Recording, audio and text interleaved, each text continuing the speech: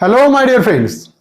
I am Dr. Wasim I Khan, Assistant Professor, Shri Shivaji Law College, Parbhani, Maharashtra, India.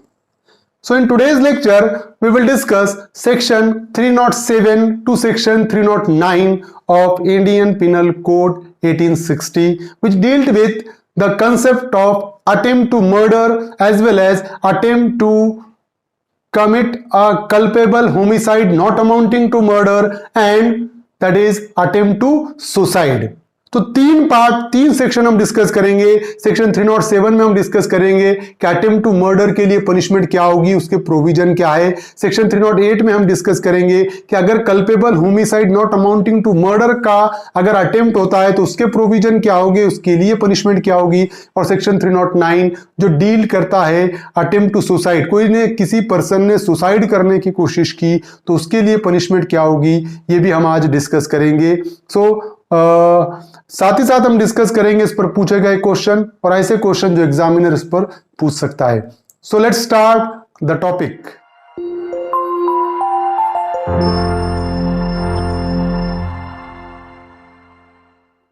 Attempt to murder, attempt to culpable homicide and attempt to suicide, section 307 to section 309.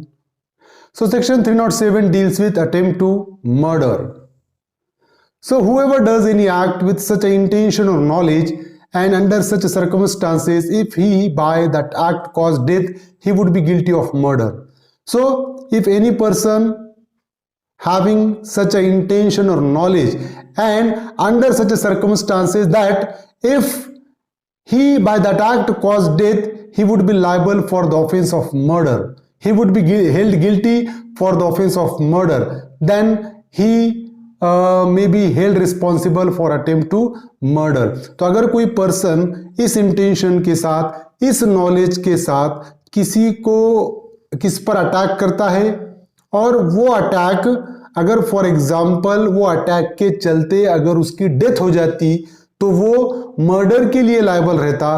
अब अगर death नहीं होगी उसकी तो वो किस चीज के लिए लायबल होगा, अटेम्प्ट टू मर्डर के लिए. अगर फॉर एग्जांपल मैं किसी पर अटैक करता हूं एक तलवार लेकर और अगर वो तलवार उसके गले पर लग जाती तो उसकी डेथ हो जाती और मैं मर्डर के लिए लायबल होता. अगर वो तलवार उसको लगी नहीं, फॉर एग्जांपल वो तलवार उसको मिस कर गई, तो I will be held responsible for the offense of attempt to murder under section 307 of Indian Penal Code. So suppose if I does that act, अगर मैंने किसी पर अटैक किया, जानलेवा हमला किया, तो I must punished with imprisonment which may extend to 10 years and shall also be liable to fine. तो मुझे 10 साल तक की सजा हो सकती है और साथ ही साथ फाइन भी मुझ पर इंपोज किया जा सकता है.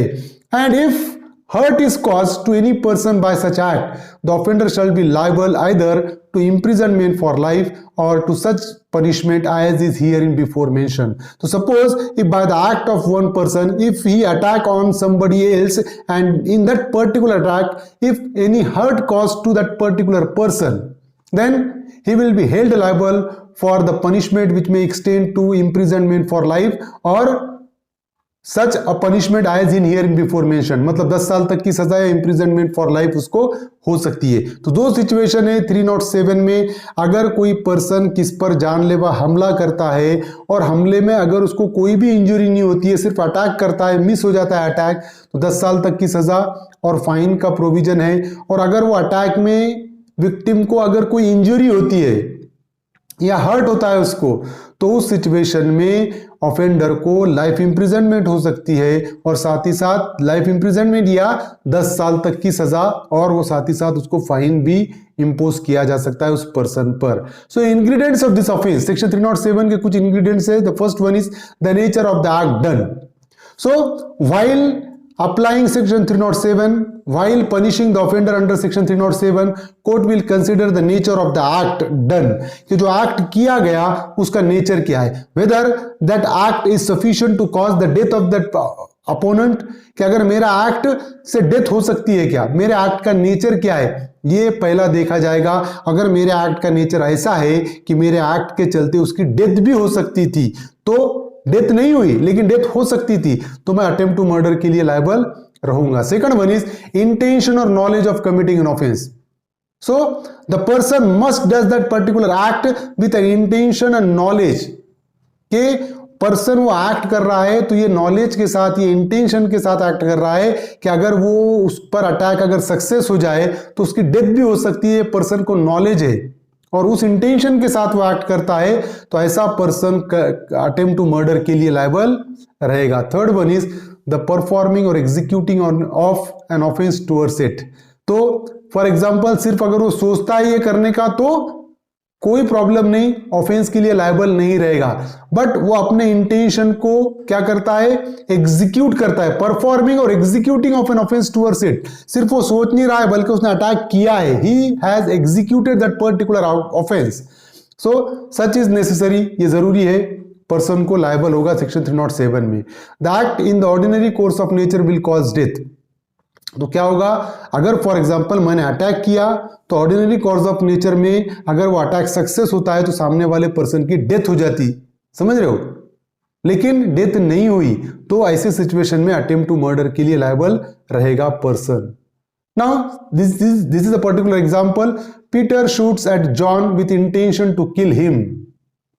Under such circumstances that if death ensued Peter would be guilty of murder. समझ रहे हो, पीटर ने क्या किया, जॉन को शूट किया उसको जान से मारने के इरादे से। अब अगर under such circumstances that if death cause Peter would be guilty of murder, अगर वो शूट किया उसने, अगर उसमें जॉन की डेथ हो जाती तो पीटर मर्डर के लिए लायबल रहता। लेकिन यहां पर डेथ नहीं हुई, Peter is liable to punishment under this section. तो यहां पर पीटर ने जॉन के ऊपर शूट किया लेकिन वो जॉन को लगा नहीं। अगर लग जाता तो पीटर मर्डर के लिए लायबल रहता, नहीं लगा तो अटेम्प्ट टू मर्डर के लिए लायबल रहेगा सेक्शन 307 में। उत्तराखंड जुडिशियल एग्जामिनेशन 2016 में पूछा गया क्वेश्चन है, A shoots at B with intention to kill him, B survives from the injury, here A is liable under Indian Penal Code for the offence of murder, attempt to murder, culpable homicide, hurt. तो अगर हम देखें तो यहां पर अगर कोई person intention से अगर किसी को जान से मारने के इरादे से करता, अगर उसका डेथ हो जाती तो मर्डर के लिए लायबल रहता, और अगर डेथ नहीं हुई तो अटेम्प्ट टू मर्डर के लिए लायबल रहेगा। So option second is a correct one. Now section 308, attempt to commit culpable homicide. So whoever does any act with such intention or knowledge and under such circumstances that if he by that act caused death, he would be guilty of culpable homicide not amounting to murder। अगर कोई person इस इरादे से, इस knowledge से किसी पर attack करता है या ऐसा एक्ट करता है कि अगर वो एक्ट के चलते उस पर्सन की डेथ हो जाती तो offender culpable homicide not amounting to murder के लिए लायबल ठहराया जा सकता है। तो उस सिचुएशन में क्या होगा, डेथ हो गई तो culpable homicide not amounting to murder के लिए लायबल रहेगा 304 में, और अगर डेथ नहीं होती है तो उस सिचुएशन में पर्सन सेक्शन 308 में लायबल रहेगा, attempt to culpable homicide, attempt to commit culpable homicide. Suppose if any person attempt to commit culpable homicide, if any person commits the offence of attempt to commit culpable homicide, then he will be liable for punishment with an imprisonment which may extend to 3 years or with fine or with both। तो 3 साल तक की सजा, fine या दोनों हो सकता है। And if hurt is caused to any person by such act shall be punished with imprisonment which may extend to 7 years और विद फाइन और विद बोथ। तो फॉर एग्जांपल मैंने अटैक किया पर्सन पे और अगर वो पर्सन की डेथ हो जाती तो मैं culpable homicide not amounting to murder के लिए लायबल रहता, लेकिन यहां पर उसकी डेथ नहीं हुई, वो बच गया, तो मैं attempt to commit culpable homicide section 308 में लायबल रहूंगा।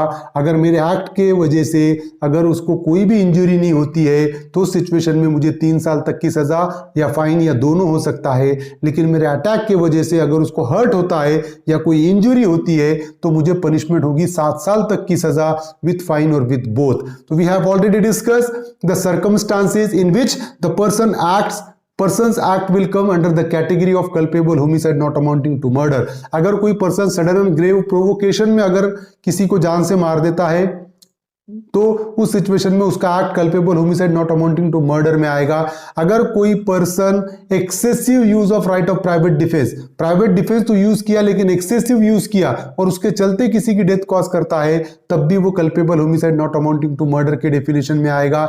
अगर कोई पब्लिक ऑफिसर है, उसके सुपीरियर ऑफिसर के ऑर्डर पे अगर कोई एक्ट करता है और वो समझता है गुड फेथ में कि मैं उसका ऑर्डर मानने का बाउंड हूं और उसके चलते अगर किसी की डेथ कॉज करता है, तो उसका एक्ट भी culpable homicide not amounting to murder में आएगा। अगर कोई पर्सन सडन और इंस्टेंट फाइट में अगर किसी की डेथ हो जाती है, तो ये भी culpable homicide not amounting to murder में आएगा। तो अगर डेथ हो जाती है तो culpable homicide not amounting to murder section 304 में आएगा। और अगर डेथ नहीं होती है, अगर किसने सडन और ग्रेव प्रोवोकेशन पे किस पे अटैक किया और अटैक में अगर उसकी डेथ नहीं होती है, अगर अटैक सक्सेसफुल होता तो उसकी डेथ हो जाती, और अगर सक्सेसफुल नहीं हुआ, डेथ नहीं हुई, तो वो पर्सन सेक्शन 308 में लायबल रहेगा पनिशमेंट के लिए। अब इसके इंग्रेडिएंट्स है नेचर ऑफ द एक्ट, यहां पर भी एक्ट का नेचर क्या है ये देखा जाएगा। दूसरा इंटेंशन और नॉलेज ऑफ द ऑफेंस, कि पर्सन का ऑफेंस के पीछे इंटेंशन और नॉलेज को कंसीडर करेगा court. Third one is likely to cause death, कि उसने जो एक्ट किया वो ऑफेंडर को भी पता है कि मेरे एक्ट के चलते उस पर्सन की डेथ भी हो सकती है, likely to cause death. Then executing their act और performing their act towards it, और वो एक्ट को एग्जीक्यूट करता है, मतलब अटैक किया उसने, तभी वो culpable homicide not amounting to murder attempt to commit culpable homicide section 308 में लायबल रहेगा। Culpable homicide not amounting to murder है ना, अगर वो एक्ट एग्जीक्यूट हो जाता वो, तो उसको कौन से सेक्शन में पनिशमेंट होती, सेक्शन 304 में culpable homicide not amounting to murder के लिए होती। तो कब होती, डेथ होती तो, और डेथ नहीं हुई तो सेक्शन 308 में उसको पनिशमेंट होगी attempt to commit culpable homicide के लिए। There is an example, Peter on grave and sudden provocation fires a pistol at John.